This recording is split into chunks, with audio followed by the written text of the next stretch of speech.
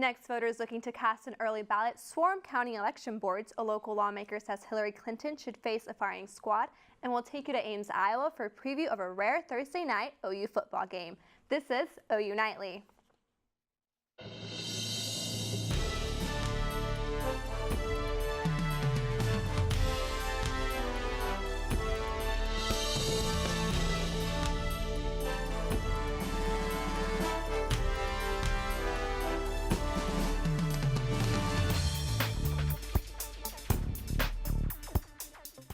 This was seen through much of the day as Cleveland County voters by the hundreds signed up for the first day of early voting. Good evening and welcome to OU Nightly. Today's turnout at election boards across the state could be a harbinger of things to come. As Nightly's Shay Smith shows us, it could be a sign that Oklahomans are fed up with the 2016 campaign season and just can't wait to get rid of some pent-up election energy.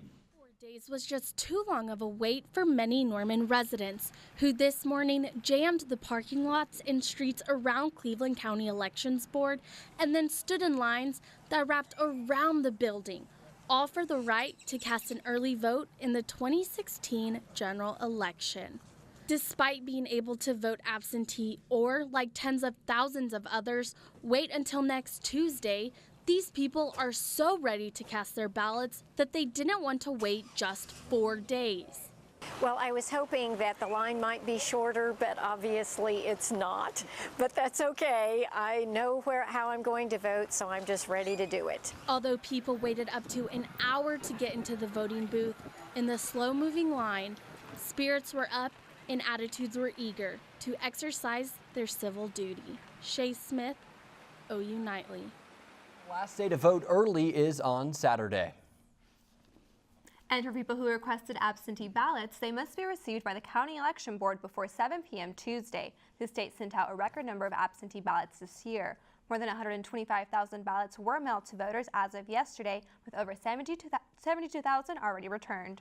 And while the presidential election may be driving voters' interest, the list of important state questions are on the minds of many Oklahoma voters. In our series of reports on ballot initiatives, Nightly's Catherine James explains the death penalty issues involved in State Question 778. Oklahoma was the first jurisdiction in the world to use lethal injection, executing 112 people since 1977. Responding to death penalty opposition, Oklahoma lawmakers introduced State Question 776, which they say protects the state's right to execute society's most heinous offenders. What this does is it's basically State Question 776. It's basically taking capital punishment and is putting it into our state constitution, saying that it will always be an option. Lawmakers, like Representative Jordan, claim to be exercising the will of their constituents despite polling data that suggests otherwise. The best indicator of whether or not you'll be executed is not what crime you've committed, but where you live, what race you are, the race of your victim, the gender of your victim. In addition to that, we have had so many botched executions in Oklahoma and nationwide that we're really looking at a system of human experimentation, and that surely cannot hold up under the 8th Amendment of our Constitution. It was an improperly placed IV that led to the botched execution of Clayton Lockett. When he started bucking and gritting his teeth and kicking his feet, you could kind of sense the, I guess, panic in the room from the state and local officials who were there administering the execution. So that's about the time that they decided to close the blinds and announce that they were going to be halting the execution. Since Oklahoma reinstated the death penalty, 10 people on death row have been proven innocent. Nationally, that number jumps to 156. State Question 776 has become Oklahoma's referendum on the death penalty, and voters will have their say on November 8th. Catherine James, OU Nightly. Another proposition causing controversy in Oklahoma is State Question 777. OU Nightly's Anna Whitney tells us why some Oklahomans believe the right to farm should be called the right to harm. State Question 777 is the right to farm, but some Oklahoma citizens prefer to call it something else. I call this not the right to farm, but the loss of rights. Choctaw Mayor Randy Ross says if 777 passes, non-farming citizens of his town would lose certain rights. It's the loss of my citizens' rights to be able to have some recourse through their city, their county, or their state. Ross says that if a citizen came to him with a problem like a local farm polluting a lake or a river, he'd have to turn them away. And he said even if he didn't have to turn them away, he wouldn't be able to help them because of the proposition's ambiguous language.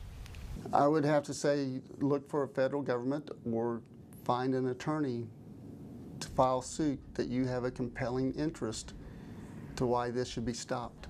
And I don't know what a compelling interest really means. Tom Buchanan, president of the Oklahoma Farm Bureau and a local rancher, says the question isn't ambiguous at all. Compelling state interest has been defined by case law and case history in Oklahoma as meaning to protect the health, safety, and welfare of the citizens of Oklahoma. Buchanan says his opposition spreads half-truths in order to label 777 as bad for Oklahoma. We live in Oklahoma. Our families live in Oklahoma. We want Oklahoma to be taken care of. Compelling state interest is good language. Ross claims his citizens will lose their rights to protect Oklahoma's environment, for example. But 777 does protect citizens to an extent.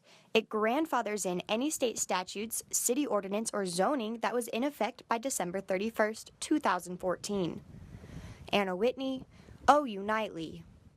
This is just one of the many disputed issues surrounding the state question. Some of the other concerns involve animal abuse, as well as big corporations using the question to push local Oklahoma farmers out of business. And as voters made their way to cast their early ballots today, it's a little dreary outside.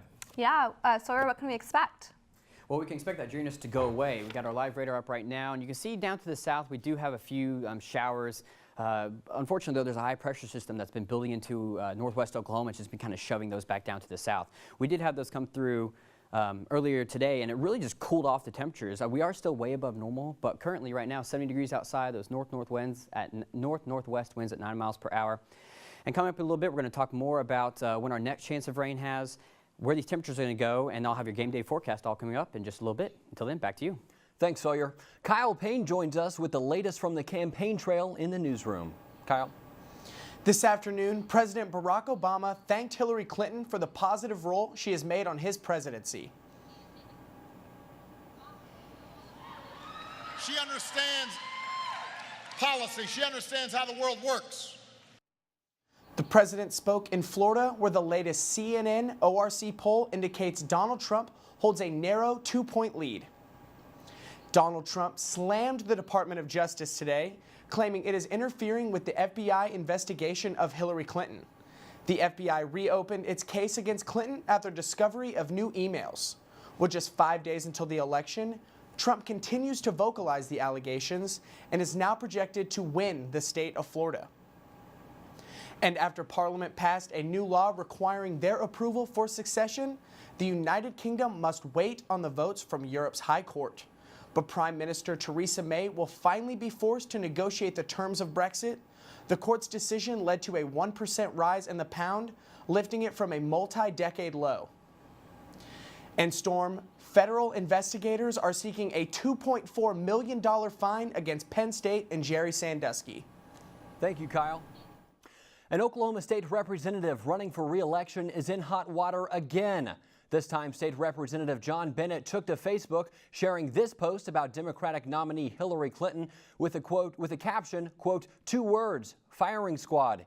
He tried to walk back his post, and after deleting it, he told the Oklahoma newspaper it was meant to be sarcastic, but that he does believe Clinton has committed treason, adding treason is a crime punishable by firing squad. The Salisal Republican was criticized last week after holding a study on Islam, calling multiple Muslim organizations terrorist groups. Bennett faces Democratic Tom Stites on Election Day this next Tuesday. Still ahead on OU Nightly, multicultural groups take a look at this year's election. And OU alum made their way back to campus for a unity event.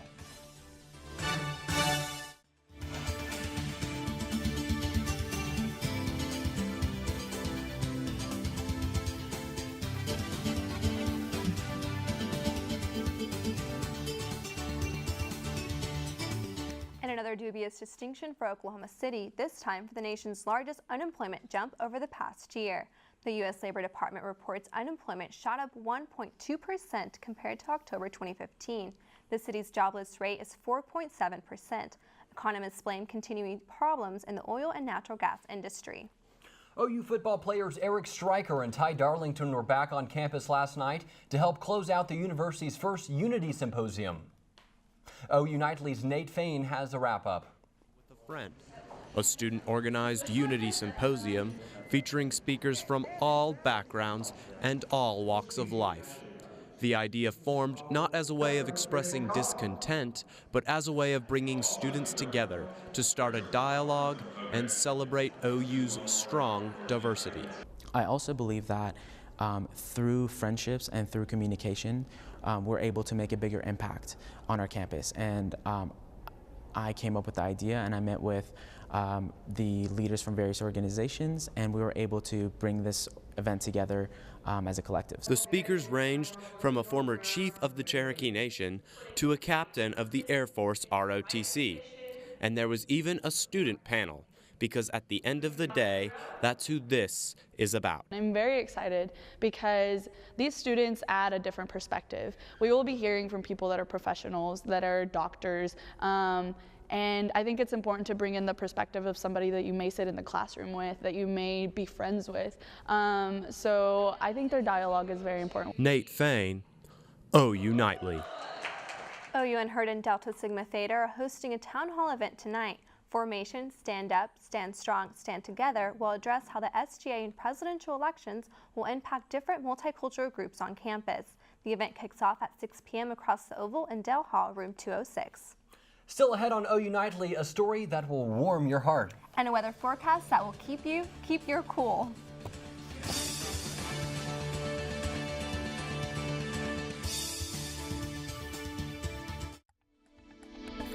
Welcome back to OU Nightly, and we've got a loop here of our current radar, and this was over the past 12 hours. We had those showers and thunderstorms move through last night, really bringing some good lightning shots. I know several people outside got some good lightning shots. Thunder kind of rattled the place a little bit. I have a puppy at home who was barking like crazy because he's scared of storms. But luckily, that's all moving out of the area, keeping down to our south. And behind it, we're left with some really nice temperatures. We're still quite a bit above normal, 70 degrees right here in Norman. And just across the state right now, we're looking at mid-70s in some areas, some upper 60s even. So really that rain-cooled air is still sticking with us, just not enough to really bring the temperatures down. And tonight, once again, we're going to be above normal. We're looking at low 50s, some upper 40s, and even some lower 40s up in the Panhandle, where usually around this time of year they're a little bit cooler than we are. So nothing crazy right there. But we do have a dense fog advisory for all of the metro up to near Stroud and all the way back down to Lawton through I-44. And that goes into effect tonight at 1 a.m. until tomorrow morning at 10 a.m. And so we're going to have fog tomorrow, and then once that fog clears out, we're left with another beautiful day. We're looking at mid-70s, some upper 60s in some areas, but overall still nice. Now looking here, we're going to put this in the future a little bit. You can see that cold front still moving out, and behind it the high pressure system's just really kind of building into the system. But our next rainmaker has already started out. It's down near Phoenix right now, and we have this Gulf moisture still being brought up all the way around to the back end, up into New Mexico and even into Colorado, where they're expecting some snow. And then that's going to slowly push our way, bringing us some chances into early next week with some thunderstorms still.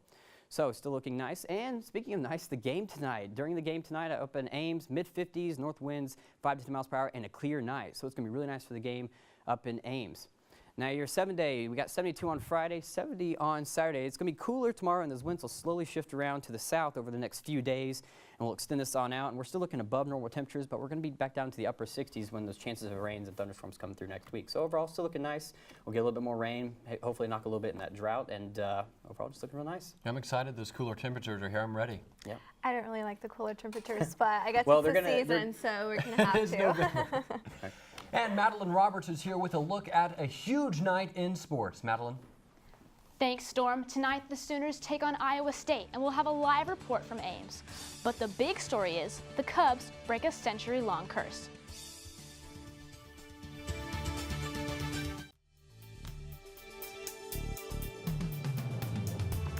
Welcome back. Cubs fans everywhere are rejoicing today as their team's 108-year World Series drought finally came to an end last night in an exhilarating Game 7. In the bottom of the 8th, Indians were down 3-6 before tying it up at 6 runs apiece on a Brandon Guyer RBI double and a Rajai Davis 2-run bomb. Neither team was able to score in the 9th, so to the 10th we go. After a 17-minute rain delay, World Series MVP Ben Zobrist doubles into left field, scoring Albert Almora. Anthony Rizzo also scored on a Miguel Montero single, making the score 8-6 Cubbies. The bottom of the 10th, Indians score 1 run on an RBI single from Davis, but a Michael Martinez groundout ends the Indians season as the Cubs win their first World Series title since 1908. It's like a heavyweight fight, man. Just blow for blow, everybody playing their heart out, and the Indians never gave up either. And I can't believe we're finally standing, after 108 years, finally able to hoist the trophy. And the Sooners take on Iowa State tonight in Ames for their first Thursday game since 2013. OU Nightly's Carson Williams and Reagan Ledbetter are live from Jack Trice Stadium. Guys, take it away. Thanks, Madeline. That's right. We are live here in Ames at Jack Trice Stadium ahead of OU's, like you said, unusual Thursday night game. Reagan, the big storyline tonight, no Joe Mixon. I would say big story is kind of an understatement. It was kind of a out-of-the-blue story this week when Bob Stevens announced Joe Mixon will be suspended for the game tonight. It was later reported. First it was violation of team rules. Later found out he got in a run-in with a parking attendant, got a ticket, ripped up the ticket, threw it on the ground, leading to his suspension tonight here in Ames. That's right. All that was after we talked to coaches and players on Monday, but when we did, here's what they had to say. Doing all we can to put ourselves in the best position to go to Ames and win a game on Thursday. So that's what I can do something about, and that's what our focus. That's what we can control and be at our best Thursday. Yeah, they're making a lot of plays down the field. And some of them he's run by, and some of them, have been, fairly contested where, he's made plays on them, and Bake's had obviously some really good throws. I wouldn't necessarily say it seems slower. It's just that I'm at the right spot every single time. Coach Raleigh has a great game plan throughout the week, and he knows how to get me open to get the ball. So you want to go out and put some things back to back together, play some complete games, and continue the momentum as we enter the back end of the schedule. Well, you just heard from coaches and players. We are just about an hour and a half away from kickoff. Some players actually just started warming up behind us here, Reagan. We're going to go ahead and give our keys to the game. I'll start. My key to the game is really limiting turnovers, giving Baker Mayfield a lot of protection. The offensive line has done an incredible job. Only 1 sack in the last 3 games. But, like I said, turnovers. OU, out of the 8 games, 6 of them, they have lost the turnover battle, so that's going to have to be big for them tonight, is really contain, get Baker Mayfield some pressure, and then you can let Dede Westbrook do the rest. Baker's just going to probably throw it a million times tonight with Joe Mixon out. And so that brings us to your take. Let's hear it. My big story is obviously, my key is obviously the big story of tonight, and that's the absence of Joe Mixon. There's no ifs, ands, or buts about it. That's what everybody's talking about. That's what everybody's focusing on. But it's time for other guys to step up. And with Mixon out, not only does that hurt the run game, it hurts the passing game just as much, because coming into this game, Mixon was the second leading receiver on the team behind Dede Westbrook, obviously. But it opens the door for true freshman Abdul Adams, who's had little playing time over the course of the season, but gets his chance to get the bulk of the carries tonight here in Ames. Yeah, I agree. I think it could be a big game for Dede Westbrook and Baker Mayfield. Dede Westbrook on a tear right now. Let's go ahead and give one quick score prediction for tonight, Reagan. I think this is going to be a closer game than many people expect. With Mixon out, it kind of leaves, OU one-dimensional, only having Dede Westbrook as like your main target. But I think it's going to be about a 42-35 OU win, a close game. Iowa State plays good in these Thursday night games, 5-1 in the last 6. Yeah, I agree. I'm going to go OU 48, Iowa State 21. That'll do it for us here. Back to you guys in Norman. Thanks, Carson and Reagan. Guys, I'm so pumped for this game, but I'm also pumped for the game later tonight. Thunder at Warriors. First time Russell Westbrook and Kevin Durant are going to go head-to-head. I'm very excited. Wow, 2 huge games tonight. Oh, yeah, very exciting for any Thunder fans here. Thanks, Definitely. Madeline. Still to come on OU Nightly, a tight-knit community comes together.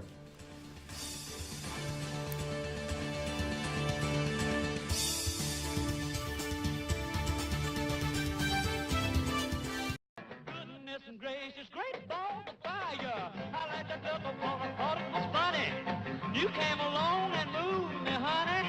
I changed my mind. This love is fine. Goodness gracious, great. I'm Shireen Hashem at the Update Desk.